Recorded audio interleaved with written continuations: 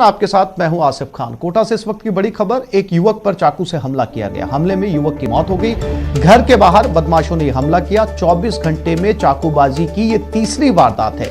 24 घंटे में 2 हत्याएं हो चुकी हैं।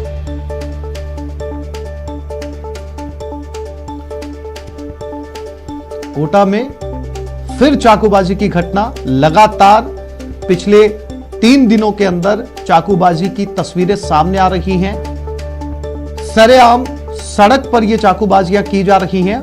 2 हत्याएं हो चुकी हैं और केवल पिछले 24 घंटे में 3 वारदातें हुई हैं, जिसमें से 2 में हत्या हो चुकी है।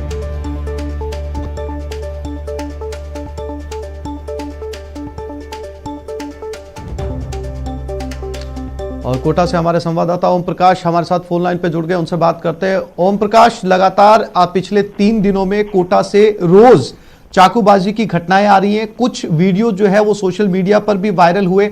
बावजूद इसके ये चाकूबाजी की घटनाएं रुक नहीं रही। 2 लोगों ने अपनी जान गंवा दी। किसी में कानून का खौफ नजर नहीं आ रहा।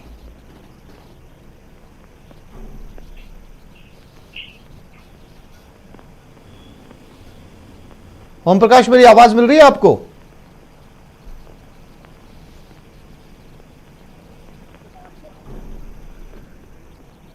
फिर से कोशिश करेंगे ओम प्रकाश इससे बात करने की, लेकिन कोटा में अपराध का सिलसिला रुकने का नाम नहीं ले रहा।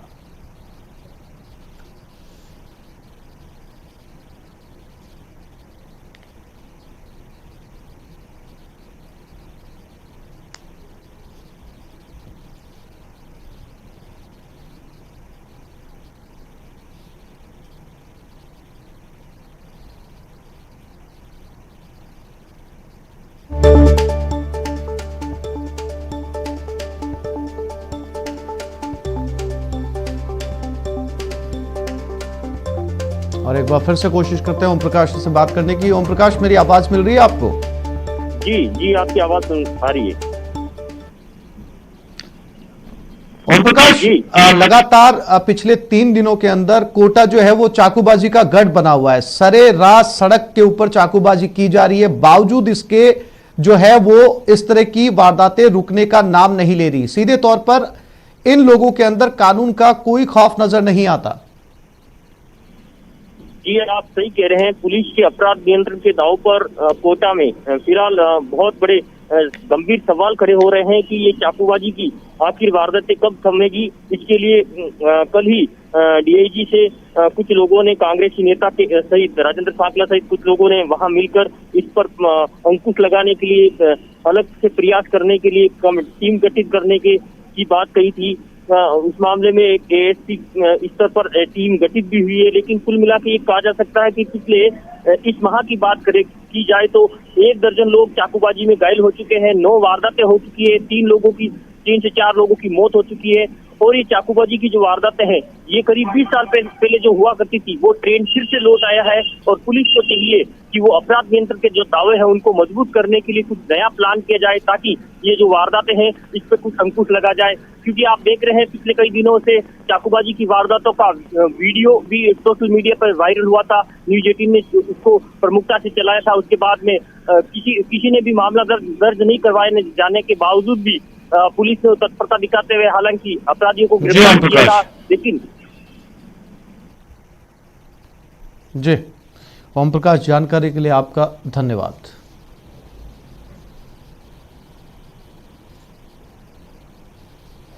और ये खबर बाड़मेर से है, जहां मतदान के बाद दलितों पर हमले की खबर सामने आ रही है। अपने पक्ष में वोट करवाने की धमकी दी गई, पक्ष में मतदान नहीं करने पर हमला किया गया। एक गुट ने दूसरे गुट पर हमला किया। हमले में 7-8 लोग घायल हो गए। घायलों का राजकीय अस्पताल में इलाज चल रहा है। 23 नवंबर को देर शाम की यह घटना है।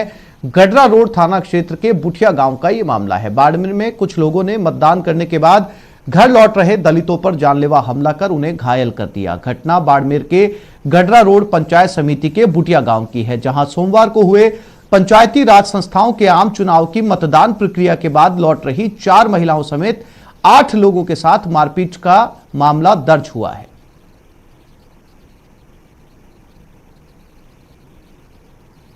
वोट देकर जब घर लौट रहे थे तो उन पर वहां पर हबीब नाम का, वहां जो शराब का तस्कर है, शराधीन है, जो शराब का तस्कर है और भी अन्य देशद्रोही गतिविधियों में वो लिप्त है, उस व्यक्ति ने अनुसूचित जाति और जनजाति के लोगों पर हमला किया। और हमला तो किया एक 60 वर्ष की बुजुर्ग महिला के एक घुटने की पटेला बोन वो टूट गई है और कुल्ले की हड्डी टूट गई है। और 4 औरतों को बुरी तरह से पीटा और पुरुषों को बुरी तरह से, जो भी बीच में आया छुड़ाना, उनको भी बुरी तरह से पीटा। दो पक्षों में कल मतदान के तो पश्चात कुछ लड़ाई झगड़ा इस तरह का हुआ और अपने गांव में उनका ये कहना है कि वो पर्टिकुलर किसी को वोट देने के कारण ये हुआ। हमने दोनों ही पक्षों के प्रकरण दर्ज कर लिए हैं और वृत्ताधिकारी के द्वारा तफ्तीश की जा रही है। शीघ्र इसमें जांच पूरी करके और आवश्यक कानूनी कार्रवाई, गिरफ्तारी वगैरह अमल में लाएंगे। और जयपुर से बड़ी खबर, हेड कांस्टेबल के साथ हाथापाई का मामला सामने आया। डीजे बंद कराने की बात पर यह हाथापाई हुई। करधनी थाने में मामला दर्ज कर लिया गया है। हेड कांस्टेबल के साथ यह हाथापाई हुई। डीजे बंद करवाने के मामले को लेकर सौरभ गृहस्थी हमारे साथ फोन लाइन पे जुड़ गए। सौरभ, क्या था ये पूरा मामला?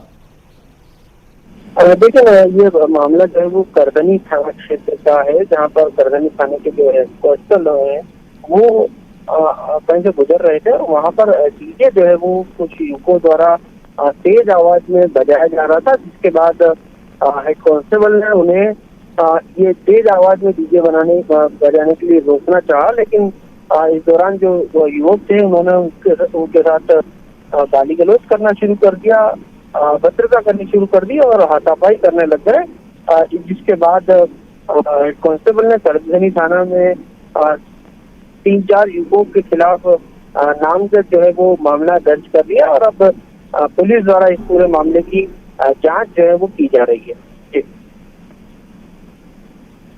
जी सौरभ, जानकारी के लिए आपका धन्यवाद।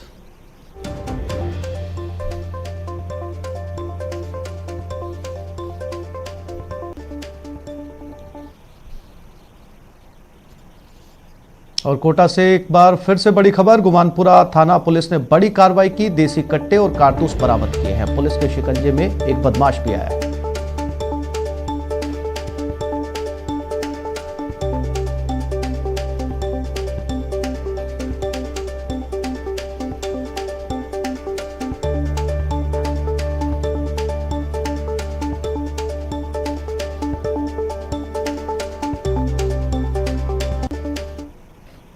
और जयपुर में चोरों के हौसले बुलंद हैं। महावीर नगर के एक मकान में चोरी, नकदी और गहने लेकर उड़ गए। बजाज नगर थाने में ये पूरा मामला दर्ज कर लिया गया है।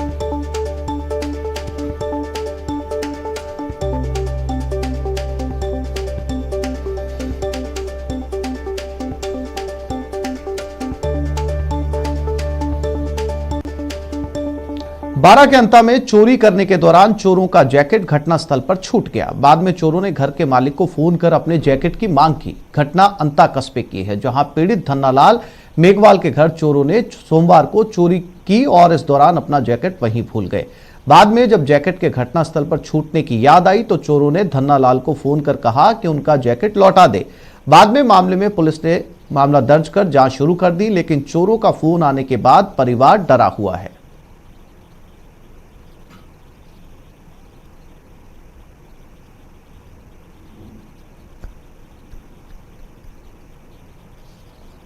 बड़ी दिलचस्प चोरों का ये फोन आप कह सकते हैं इसको, कि जब चोरी करने गए और चोरी के बाद में जब मकान से फरार हो गए, उसके बाद उनका जैकेट वहां पर छूट गया। चोरों ने जिस मकान में उन्होंने चोरी की थी वहां पर उन्होंने अपने जैकेट के लिए फ़ोन किया और जिसके घर में चोरी की थी उन्हें बोला कि उनका जैकेट लौटा दे। इसके बाद में पुलिस को इस मामले की सूचना दी गई है। फिलहाल पुलिस इस पूरे मामले की जांच कर रही है। तो मेरे को देख के भाग गया, तो वो भाग के कारण हो कि जरकीन वहाँ अंदर कमरा में रही, तो रही तो वहाँ थोड़े भाग गया तो दूर चल गया, तो फिर वापस मेरे फोन कर दिया। तो उस फोन पर इसी जगह तो मैं वहाँ पूछ गया, तो वो न मिला, तो वो डायरेक्ट थाना में चल गया, रिपोर्ट दर्ज करा दी वाहिद नमरा का नाम से। तो 2 दिन हो गया तो उसकी कोई कार्रवाई नहीं है हाल तक।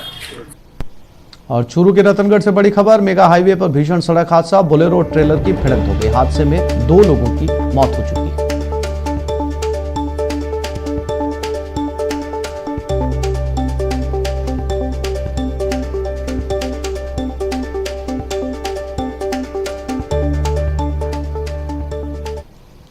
और चित्तौड़गढ़ से भी बड़ी खबर सामने आ रही है, गलत दवा खाने से एक युवक की मौत हो गई। बेंगू क्षेत्र के ठुकराई गांव की एक घटना बताई जा रही है।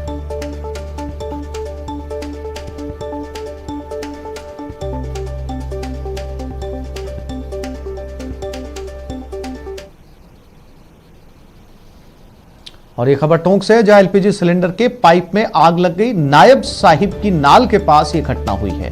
सूचना पर दमकल तुरंत मौके पर पहुंच गई। आग पर काबू भी पा लिया गया है।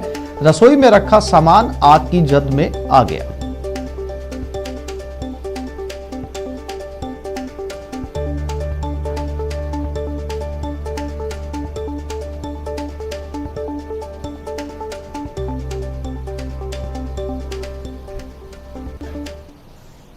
प्रतापगढ़ की जेलों से जारी क्रिमिनल एक्टिविटी पर रोक लगाने और जेलों में मोबाइल के साथ नशे की सामग्री के प्रवेश पर रोक लगाने के लिए प्रशासन ऑपरेशन फ्लश आउट चलाया जा रहा है।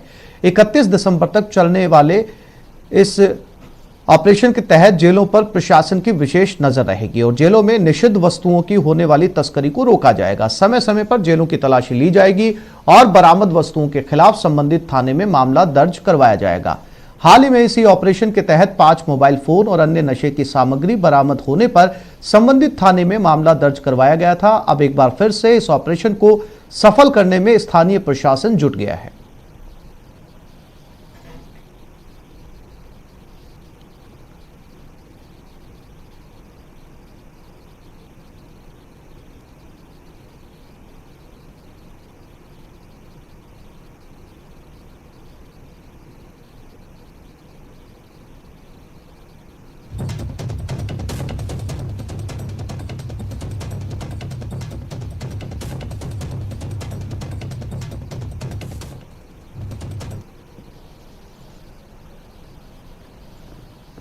और मरुधरा में कोरोना की तेज रफ्तार है। प्रदेश में 2,50,000 के पार केस जा चुके हैं। 24 घंटे में 3,314 नए केस आ चुके हैं। प्रदेश में 25,197 एक्टिव केस हैं। 2,23,000 से ज्यादा मरीज ठीक हो चुके हैं।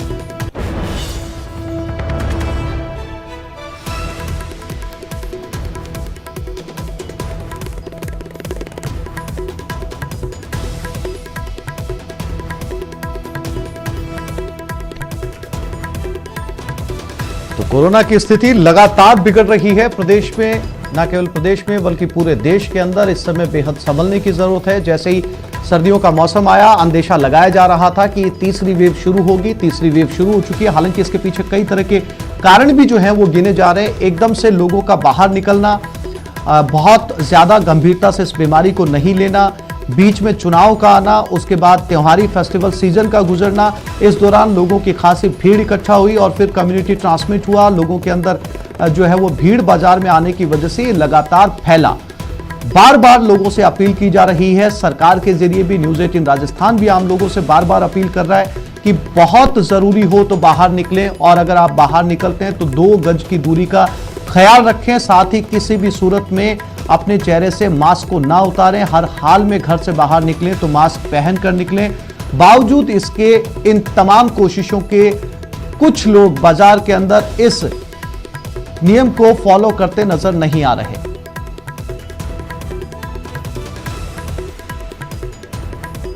और इसी खबर पर ज्यादा जानकारी के लिए बात करते हैं हमारे संवाददाता ललित सिंह, जोधपुर से हमारे साथ जुड़ गए। ललित, लगातार सरकार भी कोशिश कर रही है, तमाम एनजीओज भी लगे हुए हैं लोगों को जागरूक करने के लिए। जो आंकड़े इस समय प्रदेश के अंदर मौजूद हैं, आपको लगता है ललित, बाजार को देखकर, जोधपुर की स्थिति को देखकर कि लोगों के अंदर लोग जो है वो संभलने लगे हैं अब, या स्थिति जस की तस है?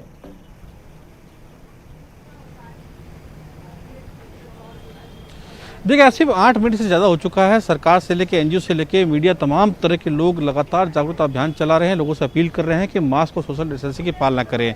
लेकिन ये जो तीसरी लहर साफ तौर पर सामने आई है, निश्चित तौर पर आमजन की लापरवाही इसको कही जाएगा कि लगातार ये आंकड़े बढ़ रहे हैं। रोजाना 400 से 500 पॉजिटिव सामने आ रहे हैं, तो कहीं ना कहीं 10 से 12 लोगों की मौत रोज़ सामने हो रही है। तो ये आंकड़े अपने आप में बताते हैं कि चाहे चुनावी माहौल हो, फेस्टिवल सीजन हो, उसमें इन तमाम नियमों की पालना नहीं की गई। यही कारण है कि लगातार ये मामले बढ़े हैं। लेकिन अब अस्पताल फुल हो चुके हैं। तीनों अस्पताल में अब जब जगह फुल नहीं हुई तो जिला कलेक्टर लगातार 2 दिन घूमे और अब जाके 10 अस्पतालों में 310 बेड की व्यवस्था हुई है।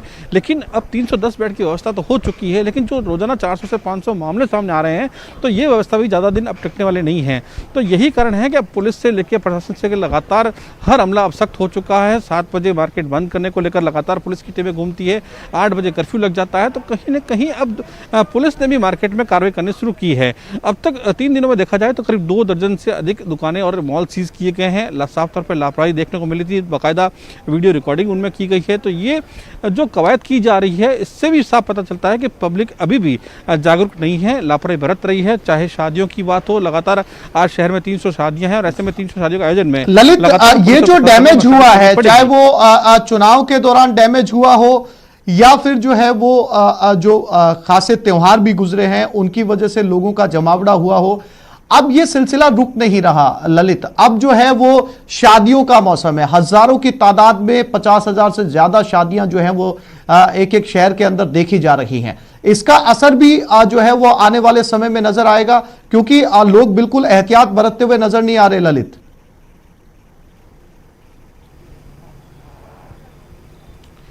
बिल्कुल सही कहा आसिफ आपने। शादियों में एक और लहर साफ तौर पर सामने आ सकती है। 2 दिन पहले ही एक शादी में 2000 लोग एक साथ इकट्ठा होकर खाना खा रहे थे। बाकायदा सोशल मीडिया में उसका वीडियो साफ तौर पर सामने आया, लेकिन उसके बावजूद पुलिस ने कोई कार्रवाई नहीं की।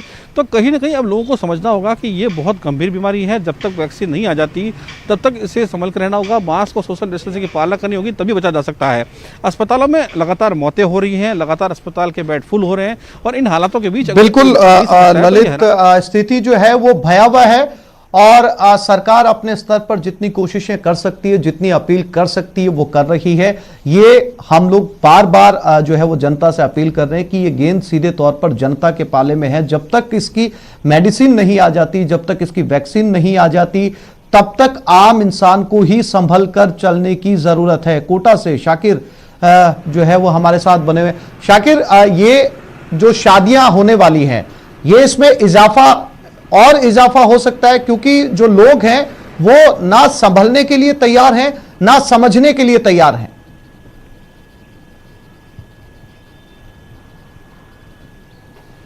जी बिल्कुल आसिफ, क्योंकि कोटा में भी बड़ी संख्या में शादियां हैं और खासकर क्योंकि शहरी क्षेत्र में तो जागरूकता अभियान जो है उसको लोग समझ भी रहे हैं और इस बात को भी कोरोना के खतरनाक होने को मान भी रहे हैं। लेकिन ग्रामीण इलाकों में जो शादियां हैं वहाँ जाहिर तौर पर अब एक बड़ा खतरा हो गया है, क्योंकि ग्रामीण इलाकों में अब तक कोरोना की दस्तक ज़्यादा नहीं हुई थी कोटा की अगर हम बात करें तो ऐसे में जो ग्रामीण इलाके में अगर शादियों में बड़ी संख्या में लोग शरीक हो रहे हैं तो ये बड़ा खतरा है, क्योंकि जिस तरह से पॉजिटिव रोगियों की तादाद में बढ़ोतरी हो रही है और ग्रामीण इलाकों से अगर कोरोना के पॉजिटिव मामले सामने आते हैं तो चिकित्सा विभाग को भी बड़ी चुनौती मिलेगी, क्योंकि बड़ी इंतज़ाम वहाँ पर करने पड़ेंगे, जांच के इंतज़ाम वहाँ पर करने पड़ेंगे। और जिस तरह से ग्रामीण इलाके के जो अधिकारी लगातार उन जगहों पर कल पहुँचे थे जहाँ पर आज शादियाँ होनी थी, उन्होंने समझाइश भी की थी, लेकिन हमें नहीं लगता उतना प्रभावी तरीके से, क्योंकि वो पालना कर पाएंगे ग्रामीण। क्योंकि एक तरफ निकाय चुनाव हो रहे हैं, दूसरी तरफ जो है शादियों पर पाबंदी की बात कही जा रही है। इस तरह की बात भी ग्रामीण कहते हुए नजर आते हैं कि हमारी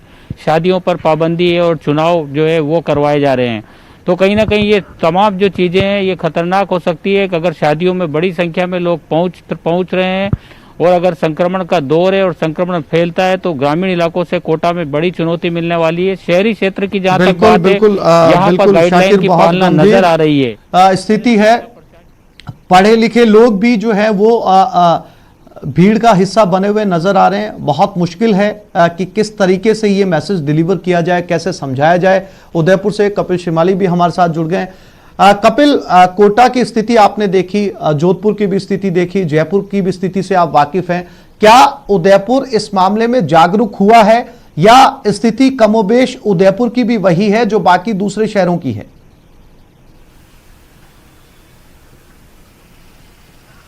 देखिए स्थिति उदयपुर की भी वही है, क्योंकि पिछले 4 दिनों में कोरोना संक्रमण 3 दिन सैकड़ा मार चुका है। तो निश्चित तौर पर दीपावली के बाद में उदयपुर में भी मरीजों की संख्या बेकाबू होती नजर आ रही है। हालांकि ये कोशिश की जा रही है कि पूरी तरह से यहाँ पर भी सख्ती बरती जाए, लेकिन लोगों की लापरवाही सड़कों पर देखी जा सकती है। जो भीड़भाड़ वाले इलाके हैं वहां पर सोशल डिस्टेंसिंग की पालना अभी भी पूरी तरह से नहीं हो पा रही है। हालांकि नाइट कर्फ्यू का पूरी तरह से असर देखा जा रहा है, क्योंकि पुलिस सख्ती बरतते हुए सारे पर्यटन स्थलों को उदयपुर में शाम 7 बजे से ही बंद कराना शुरू कर देती है और लोगों को घर पर भेजना शुरू कर देती है। तो ऐसे में नाइट कर्फ्यू का व्यापक असर देखने को मिल रहा है, लेकिन कोरोना के जो मामले उदयपुर में लगातार बढ़ते जा रहे हैं, ये चिंता का सबब है। और इसके लिए जिला कलेक्टर द्वारा जो कोशिश की जा रही है वो कितनी सफल होगी, ये आने वाले कुछ दिनों में सामने आ पाएगा। जी बिल्कुल कपिल, जो स्थिति है वो बड़ी भयावह होती नजर आ रही है। सौरभ गृहस्थी जयपुर से हमारे साथ जुड़ गए हैं, उनके पास भी चलते हैं। सौरभ, तीनों शहरों का हाल हमने जाना, स्थिति भयावह है, ये कहने में कहीं कोई जो है वो संदेह नहीं है। और जयपुर की स्थिति तो और भी ज्यादा जो है वो इस समय भयावह होती नजर आ रही है। तमाम अपीलें और सरकार की तरफ से की गई तमाम कोशिशें भी नाकाम होती नजर आ रही हैं। लोग उसी तरह से सड़कों पर झुंड बनाए हुए नजर आ रहे हैं। ऊपर से हजारों की तादाद में शादियां होने वाली हैं। ऐसे में ये अपील कहां तक आम आदमी पर असर करती हुई नजर आ रही है? 2 गज की दूरी और मास्क है जरूरी। सौरभ,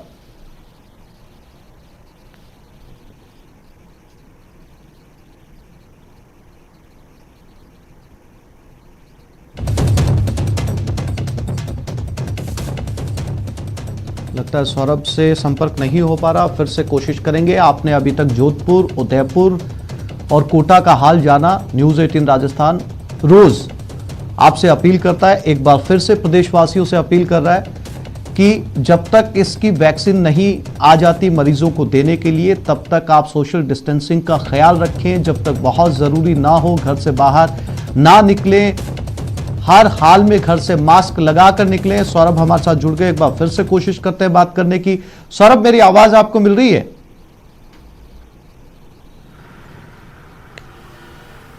जी बिल्कुल आसिफ, मैं आपको सुन पा रहा हूं। सौरभ, जयपुर में लगातार सरकार की तरफ से भी अपील की जा रही है, तमाम एनजीओ भी अपील कर रहे हैं। इस अपील का असर होता राजधानी में नजर आ रहा है?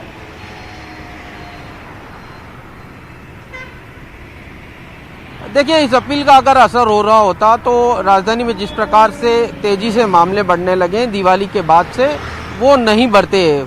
बीते 24 घंटों में राजधानी में करीब 650 नए मामले सामने आए, जो पूरे लॉकडाउन के बाद और लॉकडाउन से पहले जितने मामले नहीं आ रहे थे वो अब मामले आने लगे। यानी पिछले दिनों जिस प्रकार का त्योहारी सीजन रहा है, चुनाव रहे, उन तमाम चीज़ों का असर जो है वो साफ तौर पर अब देखने को मिल रहा है। और अब रोजाना नए रिकॉर्ड जो है वो कायम हो रहे हैं। हालांकि सरकार की ओर से, प्रशासन की ओर से लगातार अपील भी की जा रही है, सख्ती भी की जा रही है, नई नई गाइडलाइन भी लगातार जारी हो रही है, लेकिन उसका पूरी तरह से पालन होता हुआ नजर नहीं आ रहा है।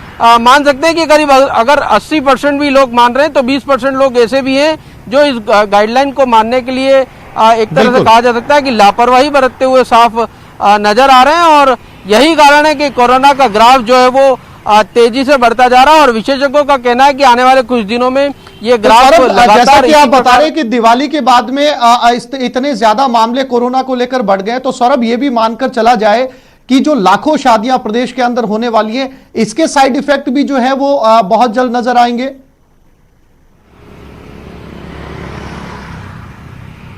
बिल्कुल, यही कारण है। मैंने आपको जिस प्रकार का बताया कि विशेषज्ञों का भी मानना है कि आने वाले कुछ दिनों में जो कोरोना का ग्राफ है और तेजी से बढ़ेगा, क्योंकि राजधानी में ही बताया जा रहा है कि आज करीब 4000 शादियां, देवउठनी एकादशी का अबूझ सावा है, तो आज प्रदेश भर में हजारों शादियां जो है वो हो रही है। हालांकि सरकार की ओर से कहा गया है, गाइडलाइन भी ये जारी की गई है कि शादियों में सिर्फ 100 लोगों को ही अनुमति दी गई है। लेकिन जहां पर कार्रवाइयां हो रही हैं, जहां पर प्रशासन की नजरें हैं, वहां पर तो 100 लोगों को अनुमति दी गई है। लेकिन आज ऐसा सावा है जो गांव-गांव में, हर राजस्थान के हर गांव में संभवतः आज शादी हो रही होगी, तो वहां पर उस गाइडलाइन का पालन हो रहा है, नहीं हो रहा है, ये एक बहुत बड़ा सवाल है और यही कारण है कि विशेषज्ञों का कहना है कि आने वाले दिनों में और भी मामले बढ़ सकते हैं। सौरभ एक बार फिर से यही अपील की जा सकती है कि इस महामारी के दौरान सभी लोग अपना अपना ख्याल रखें, अपने परिवार वालों का ख्याल रखें और मास्क जरूर पहने,